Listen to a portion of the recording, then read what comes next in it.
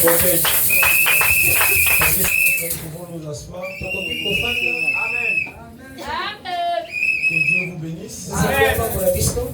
Votre présence aussi ce matin. Vous devez savoir, nombreux ont eu des difficultés. Ils ont eu des problèmes.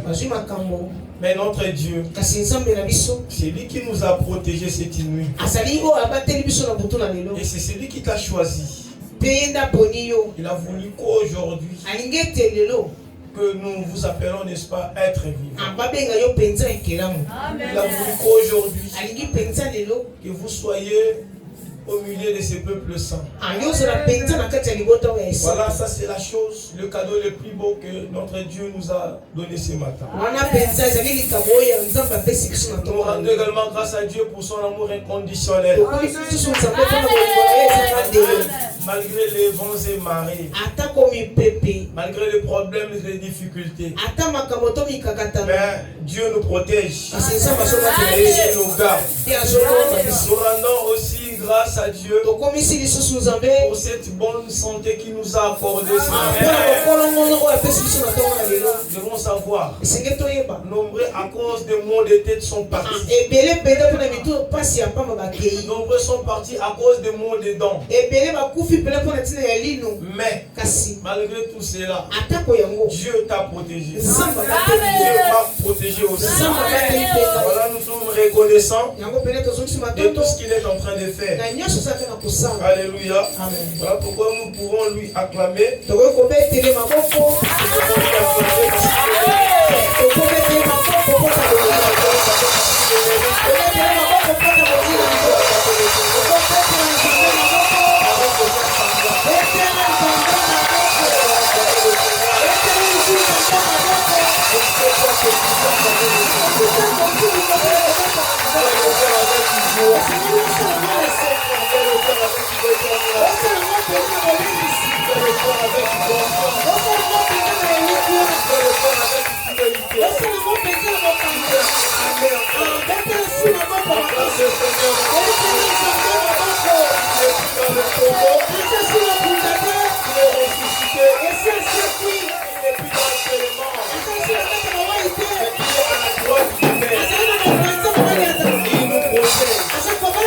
Il nous bénit, il nous garde.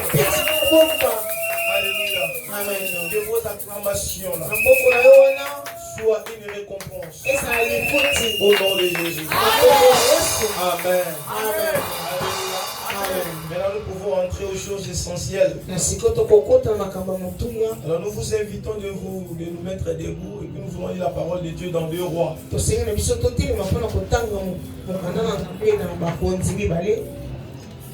2 Rois, nous sommes là. Nous savons que nous connaissons l'histoire, cette histoire. Mais je vais essayer un peu selon l'amour et l'Esprit de Dieu de parler autrement.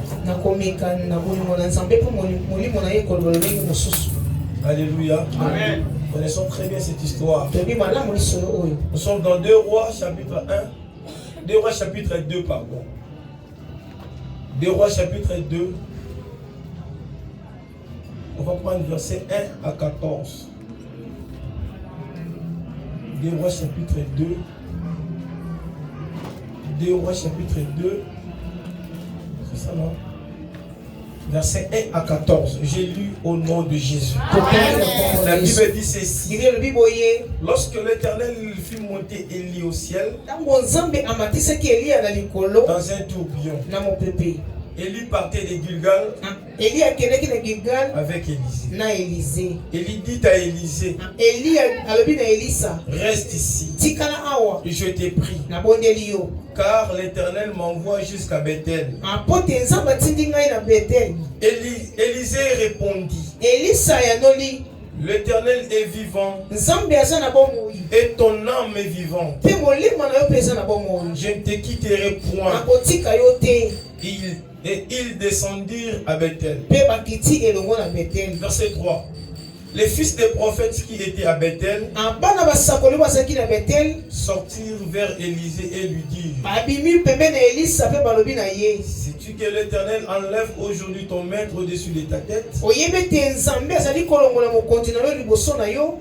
Et Élisée répondit: je le sais aussi, mais taisez-vous. Élie lui dit: Élisée, ça c'est pour la deuxième fois, reste ici, je te prie, car l'Éternel m'envoie à Jéricho. L'Éternel est vivant. Élisée répondit: l'Éternel est vivant et ton âme est vivante. Je ne te quitterai point. Ils arrivèrent à Jéricho. Les fils des prophètes qui étaient à Jéricho s'approchèrent d'Élisée et lui dirent: sais-tu que l'Éternel enlève aujourd'hui ton maître au-dessus de ta tête? Élisée répondit: je le sais aussi, taisez-vous. Élie lui dit: reste ici, je te prie, car l'Éternel m'envoie au Jourdain. Il répondit: l'Éternel est vivant et ton âme est vivante. Je ne te quitterai point. Ils poursuivirent tous de leur chemin.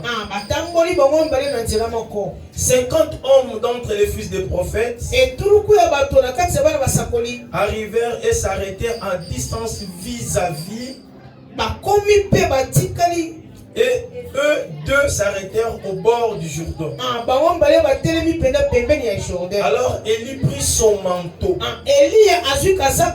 les roula et en frappa les eaux qui se partagèrent ça et là. Et Élie et Élisée passèrent tous deux à sec. Lorsqu'ils eurent passé, Élie dit à Élisée: demande ce que tu veux que je fasse pour toi avant que je sois enlevé d'avec toi. Élisée répondit: qu'il y ait sur moi, je te prie, une double portion de ton esprit. Alléluia. Amen. Je te prie, une double portion de ton esprit. Élie dit: tu demandes une chose difficile, mais si tu me vois pendant que je serai enlevé d'avec toi, cela t'arrivera ainsi. Sinon, cela n'arrivera pas. Comme il continuait à marcher en parlant, voici un char de feu et des chevaux de feu les séparèrent l'un de l'autre. Et Élie monta au ciel dans un tourbillon. Élisée regardait et criait: mon père, mon père, char d'Israël et sa cavalerie. Et il ne les vit plus. Et il ne les vit plus. Saisissant alors ses vêtements, il les déchira en deux morceaux. Et il releva le manteau qu'Élie avait laissé. Puis il y retourna et s'arrêta au bord du Jourdain. Il prit le manteau qu'Élie avait laissé tomber. Et il en frappa les eaux. Et dit: où est l'Éternel, le Dieu d'Élie? Lui aussi, il y frappa les eaux qui se partagèrent ça et là. Et Élisée passa. Parole du Seigneur. Seigneur, parle-nous, nous voulons t'écouter à travers ta parole. que nous nous effacions, mais communique-nous ta parole. Nous voulons que cette parole console nos cœurs. Nous voulons que cette parole, Seigneur, vienne bander les plaies de nos cœurs. Viens nous fortifier. Nous sommes affaiblis. Viens nous redonner, Seigneur, de l'espoir, de la force que nous avons perdue il y a longtemps. Et ainsi, précipite les pas de tous ceux qui sont encore en cours de route. Nous chassons tout esprit qui ne confesse pas. Que Dieu nous bénisse. Dieu bénisse aussi sa parole. Bien-aimé dans le Seigneur. Et je crois qu'aujourd'hui c'est un bon matin. Avec un bon climat que Dieu nous a accordé. Car cela ne tienne. Nous devons, n'est-ce pas, glorifier et servir notre Dieu comme nous avons l'habitude. Vous avez abandonné vos maisons, vous avez laissé, n'est-ce pas, vos familles, vous vous êtes sacrifiés, vous êtes venus devant Dieu, et que cette parole, je crois derrière cette parole il y a une bénédiction. À chaque fois que vous venez devant Dieu, vous devez savoir, c'est tous les jours que Dieu prépare quelque chose pour ton avenir. Ta vie ne dépend pas de celui qui est à côté de toi, mais plutôt ta vie dépend d'un Dieu, dépend d'un être que toi tu l'as jamais vu, mais il est quelque part en train de travailler pour ta vie, il est quelque part en train de travailler pour ton avenir, il est quelque part en train de travailler pour tes études, il est quelque part en train de travailler pour votre relation. Voilà pourquoi en signe de reconnaissance, nous devons chaque matin avoir le courage, car la Bible dit ceci: l'Éternel renouvelle chaque matin sa bonté. Donc chaque matin lorsque nous nous réveillons, nous devons glorifier, rendre grâce à notre Dieu, parce que c'est lui qui nous protège, parce que c'est lui qui nous garde. Bien-aimés dans le Seigneur, nous venons de lire et de comprendre l'histoire d'Élie. Et voici le thème. Le thème dont je veux parler ici. Les disciples doivent comprendre les modèles du maître. Alléluia. Les disciples doivent comprendre le maître. Parce que les disciples, un disciple ne peut pas s'improvisionner. Dans la spiritualité, il y a l'aspect que vous ne devez jamais négliger. C'est l'aspect d'initiation. C'est l'aspect de l'apprentissage. Mais dans le Seigneur, le jour où vous êtes venu au monde, quand vous étiez bébé, c'est à ce moment-là que vous étiez en train d'apprendre les choses du monde. Et la seule chose que l'enfant n'apprend pas, c'est seulement tété. Alléluia. Amen. La seule chose l'enfant n'apprend pas. Même dans ses pleurs, il y a un moment il y a le pleur de joie. Il y a aussi un moment il y a le pleur de tristesse.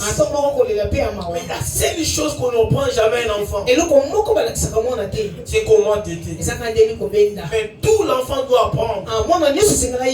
Pourquoi? Pour lui permettre que demain, qu'il soit capable sur cette terre. Parce que nous sommes dans une terre de compétition. Nous sommes dans un domaine où il y a le challenge. Il y a de la concurrence. C'est les plus forts qui dominent les plus faibles. Alléluia. Donc si on est enfant de Dieu, on n'est pas fort. Vous pouvez être dominé par les enfants du diable. Ça c'est la loi, c'est resté comme ça. Alléluia. Amen. Maintenant, ici, nous ne parlons pas de cette philosophie. Mais nous voulons parler d'un modèle de disciples. Les disciples ne peuvent pas s'improvisionner. Il doit se laisser apprendre auprès de son maître. Parce que ici le maître dont je parle, nous voyons les modèles d'Élisée. Pardon, les modèles d'Élie. Élie comme la marque. Alléluia. La marque, le modèle. Alléluia. Amen. Donc l'élément principal. Et comment Dieu l'a utilisé, comment Dieu l'a appelé, et comment Dieu devait marcher avec lui. Mais il n'était pas seul. Il était accompagné par un disciple. Un disciple ne peut pas faire des choses pour impressionner son maître. Parce que le maître sait tout. Vous ne savez pas. Le maître sait tout. Et il sait ce que tu es en train de préparer. Mais les disciples ne peuvent jamais comprendre le caractère du maître. Ne peuvent jamais comprendre le modèle. Il ne peut pas. Donc quand je parle de maître ici, je fais allusion même à votre pasteur. Alléluia. Amen. On ne peut pas comprendre un moment vos pasteurs. Tu te réveilles un matin, tu le vois, il a changé. C'est normal. Et qu'elle nous dit dans la Bible ici. La Bible dit, lorsque l'Éternel fit monter Élie au ciel, dans un tourbillon, bien aimé dans le Seigneur, on va aller petit à petit. La Bible dit ici, l'Éternel fit monter Élie. L'Éternel n'a pas appelé Élisée. Il n'a pas convoqué Élie et Élisée. L'Éternel ici a convoqué Élie. Bien-aimé dans le Seigneur, Élisée était les successeurs, pas les successeurs, était les disciples. Et Dieu appela ici Élie. Il n'a pas appelé Élisée. Et bien dit, l'Éternel fit monter au ciel. Alléluia. Amen. Ils étaient là. Mais Dieu l'Éternel, il appela Élie. Et il lui fit monter au ciel. Donc ils étaient dans l'ordinaire. Maintenant Dieu va prendre son oin. Qu'est-ce qu'il fait? Il lui fit monter dans le ciel. Bien-aimé dans le Seigneur, comprenez un peu cela. Vous voyez la dimension là. Vous comprenez ça vraiment? Donc l'Éternel appelle Élie et il lui fit monter au ciel. Il lui fit monter là-bas au ciel. Il y a des conversations. Il y a des choses. Parce que ce sont des choses. Ce sont des paroles qui ne sont pas de cette terre. Ce sont des paroles qui sortent de la bouche sainte de Dieu dans le ciel.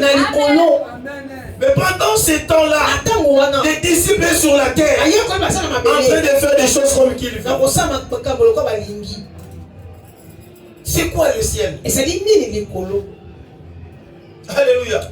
C'est quoi le ciel? Le ciel, c'est une dimension de Dieu. C'est un lieu de rencontre entre Dieu et son oin. Alléluia. Amen. C'est une autre dimension à laquelle son oin découvre des choses et des expériences inexplicables et incompréhensibles. Alléluia. Amen. Donc l'Éternel lui fit monter Élie dans le ciel. Donc c'est dans un endroit. Donc, en quelque sorte, Dieu a convoqué Élie pour une réunion d'urgence. Et il devait dire à Élie des choses. Et Élie devait expérimenter des choses, des dimensions qu'il n'a jamais vécues. Des paroles qu'il n'a jamais entendues. Et des choses qui ne sont pas sur cette terre. Des choses qui ne sont pas de cette terre. Ce sont des choses, des aussi surnaturelle.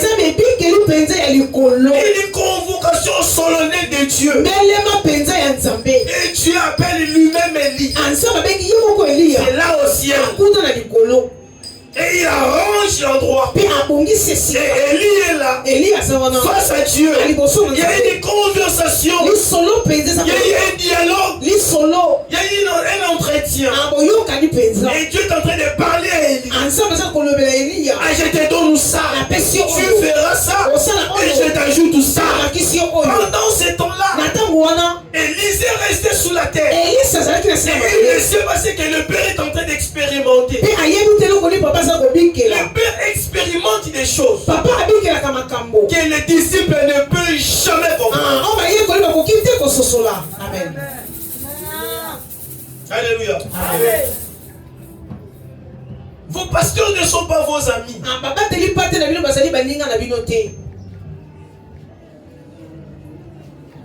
Vos pasteurs ne sont pas vos collègues. Vos pasteurs ne sont pas vos ennemis. Ne sont pas vos sujets, je ne sais pas moi, de rejet. Un sujet, quelqu'un qu'on peut manipuler facilement. Parce que vous ne savez pas. Quand vous êtes en train de critiquer là, lui est en train d'expérimenter une autre dimension. Alléluia. Amen. C'est ça le ciel. C'est un lieu de rencontre entre Dieu et son oint. Dans le ciel, c'est là. C'est là. Élie expérimente des choses. Des choses qu'il n'a jamais vécues. Il entend des beaux discours. Des discours qui sortent du langage divin. Ce sont des paroles de Dieu. Et Dieu lui envoie. Bien-aimés dans le Seigneur, voyez cette dimension. Alléluia. Amen. Alléluia. Amen. C'est là que Dieu instruit son oint. C'est là que Dieu frappe son oint. C'est là que Dieu gronde son oint. C'est là que Dieu montre à son oint le chemin, la voie. Et dans le Seigneur, voilà pourquoi il y a des moments. L'homme de Dieu peut changer de caractère, peut changer d'attitude à cause de choses qu'il a expérimentées. Un moment qui peut aussi affecter son comportement. Des choses qu'il a vécues qu'il n'a jamais vues dans sa vie. Il a vu des choses, il est bouleversé. Lui-même il est resté dans l'étonnement. Il n'arrive pas à vous expliquer ce qu'il a vécu. Il a vécu des choses qu'il n'a jamais vues toute sa vie. Alléluia. Amen. Alléluia. Amen. Ici c'est d'abord Élie avec Dieu. Élie avec Élie et Dieu. C'est seulement les deux là. Et cet entretien est dans le ciel. Ça, il y a un moment, il y a un degré. Il y a des dimensions de spiritualité que tu ne peux jamais atteindre. Jamais. Voyons l'histoire, ce qui s'est passé chez Moïse avec les enfants d'Israël. Et Dieu dit à Moïse, convoque les enfants d'Israël.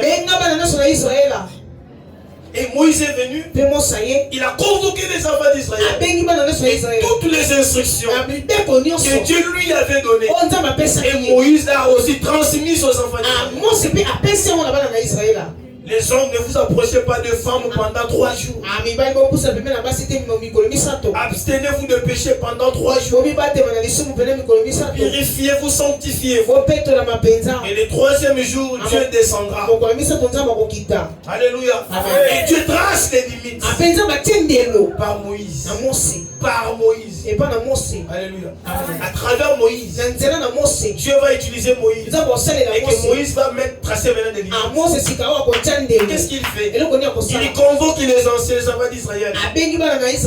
Près de la montagne là-bas. Il y avait des limites. Il prend les anciens juste au début de la montagne. Et quand il commence à monter, c'est là il y avait le lieu de rencontre. Quand il commence à monter, au milieu de la montagne, il va maintenant dire à son successeur, à son disciple, qui était Josué, il doit rester ici. Et Moïse va monter lui-même. Les sacrificateurs sont restés. Les anciens sont restés. Les disciples sont restés. Il est monté lui-même au sommet. Et c'est là que Dieu était là-bas. C'est là le lieu de rencontre. C'est là que Moïse devait rencontrer Dieu. Il devait avoir un entretien. Alléluia. Vous voyez les degrés, vous voyez les dimensions. Il y a un moment où nous pouvons marcher ensemble. Même si vous gênez 100 jours, je ne peux pas atteindre cette dimension-là. Parce que cette dimension-là, elle est restée seulement au loin. Quand tu ne peux pas, tu ne peux pas. Depuis que vous avez commencé à parler en langue, depuis que vous avez commencé à prêcher, avec un bon français plus que ton pasteur, un moment l'orgueil aussi commence à venir. Papa, au lieu de lait, il a dit là, il est aussi un homme. Nature que nous. Même Élisée, il est resté soumis auprès de son maître pour hériter le manteau. Ne confondez pas. Ne confondez pas. Il y a une confusion entre l'onction et le manteau. Il y a une différence. Et ça aussi, ce sont des dimensions. Je me rappelle, nous sommes allés à la montagne. On priait. J'ai vu un prophète en train de prier. Et il criait, Seigneur, donne-moi une double portion. On ne peut pas hériter les doubles portions de l'onction. On peut hériter les doubles portions de l'esprit de l'homme de Dieu. Il y a un moment dans vos rêves, vous n'avez pas vu, vous m'avez vu dans vos rêves. Un moment, ce n'est pas Dieu. C'est l'esprit de l'homme de Dieu qui est à côté de vous. Amen. On va savoir, on va connaître bientôt là. On va en parler. Alléluia. Amen. Des choses inexplicables. Là, il y a un entretien. Et quand Moïse est monté, il est allé au sommet de la montagne. Donc le sommet de la montagne, c'est le ciel. Oh, le ciel, c'est le lieu de rencontre entre Dieu et son roi, entre Dieu et son serviteur, entre Dieu et ton maître. Alléluia. C'est là le lieu de rencontre. Là, tu ne peux pas voir. Il y a de la fumée. Il y a le tremblement de terre. Là, il y a des choses qui se passent là-bas.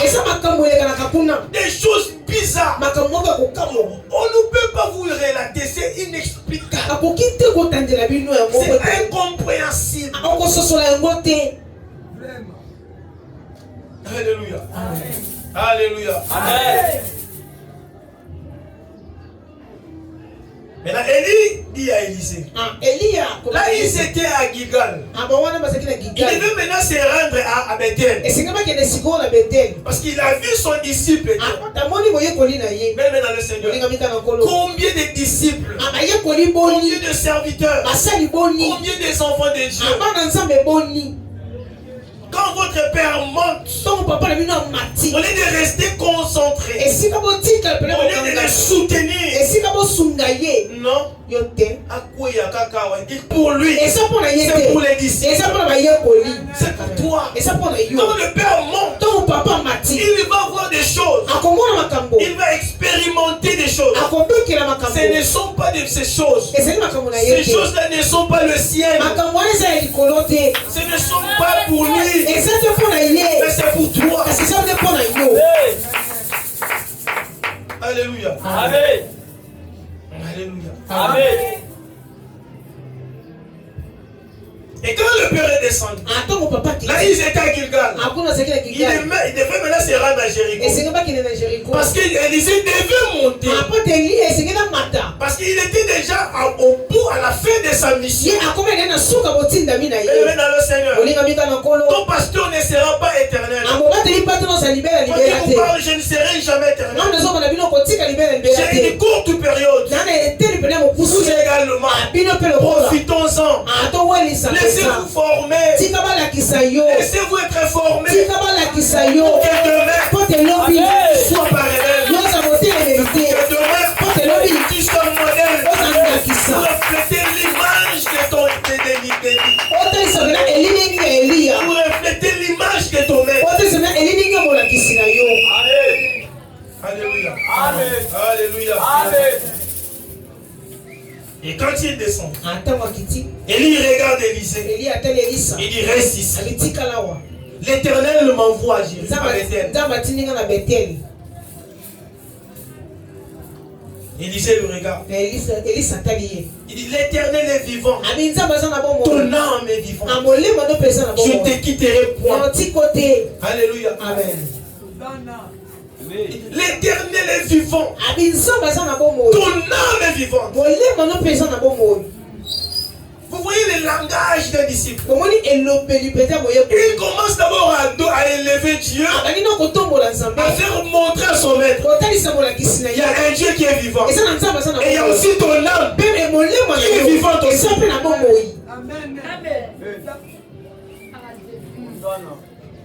Nous avons un problème en ces temps d'église de la Odyssée.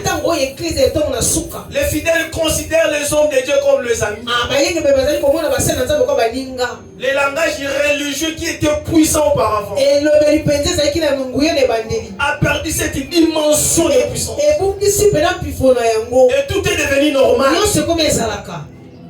L'homme de Dieu, on est ensemble, nous sommes habitués. Élie lui dit reste ici. Car Dieu a envoyé Élie, pas Élisée. Il ne peut pas envoyer son maître et son disciple. Non. Non. Il envoie son maître. Il envoie son oint. Il ne t'envoie pas. Ton travail n'est pas, toi tu n'es pas Élie. Toi tu es Élisée. Tu es là à accompagner Élie. C'est ça. Même si vous prêchez bien, même si vous avez l'argent, même si vous avez la grâce, attention, il y a l'aspect caché d'Élie. Et vous ne savez pas. C'est dans le lieu là. C'est dans le ciel.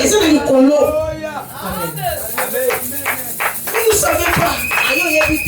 Parce que vous avez un véhicule aujourd'hui. Parce que vous avez une parcelle. Ah, cet homme de Dieu là n'a rien jusqu'à présent. Vous avez une moto. Bien-aimé dans le Seigneur. Oui, vous avez raison. Il n'a pas de moto. Il n'a pas de véhicule.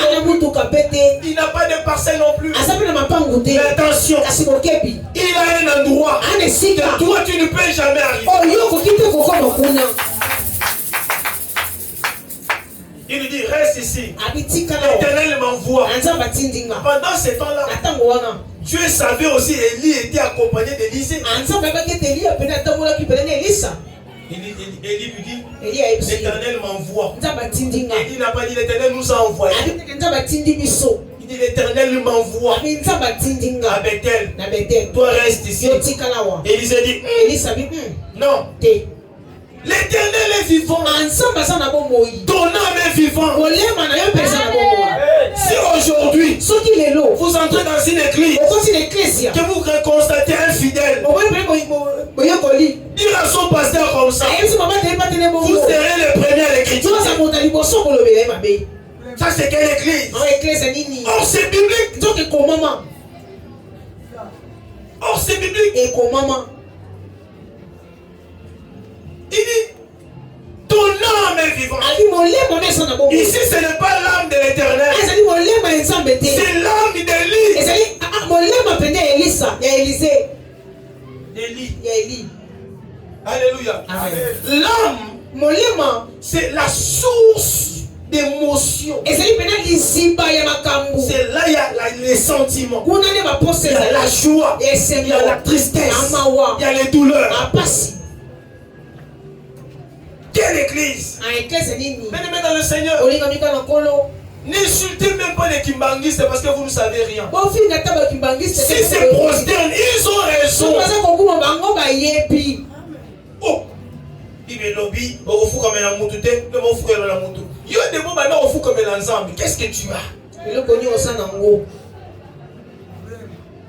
Quand ils disent, Papa Simon est Dieu. Un moment, il faut leur poser la question. Pourquoi ils disent cela? Si peut-être ils qualifient cet homme de Dieu comme Dieu, même Dieu est content de et Dieu va aussi le bénir. Alléluia. Amen. Qui parle ma poste là? Dieu ngana to bandi ya musala nzambe ngana to kemba kembaka to bandi musala nzambe to fuka melata mutu tere comme Dieu attends moko musala nzambe asala kwa nzambe. À un moment les branamistes aussi le font. Ba branamistes peut basala bango. Mais ne les jugez pas. Ils peuvent le faire, ils considèrent cet homme de Dieu là. Ils savent qu'il y a un Dieu. Ils savent aussi celui-ci c'est un homme de Dieu. Comme Dieu l'a utilisé, nous le considérons comme Dieu. Dieu est content. Ne confondez pas, ne jugez pas.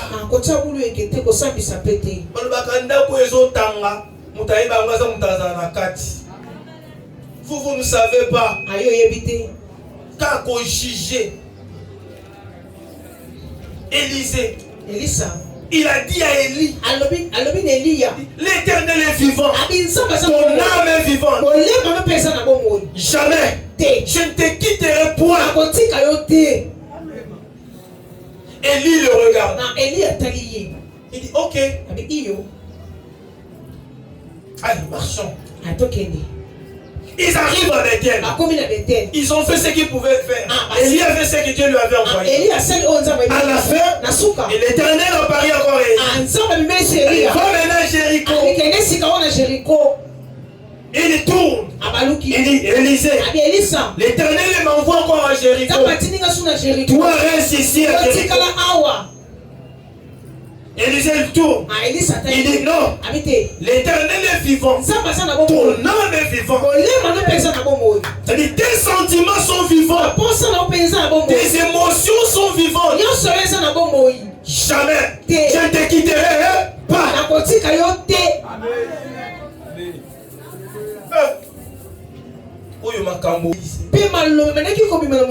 C'était des paroles qui venaient du cœur, au fond du cœur. Et Élie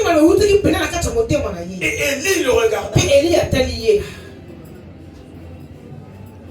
Et il a accompli la mission là-bas, Jéricho. Et Dieu lui dit, Élie, va maintenant au Jourdain. Élie tourne son visage. Élisée, Dieu m'envoie maintenant au Jourdain. Toi, reste encore ici. Il dit, l'Éternel est vivant. Tes pleurs, tes douleurs sont vivantes. Moi, je ne te quitterai pas. Alléluia. Amen. Il a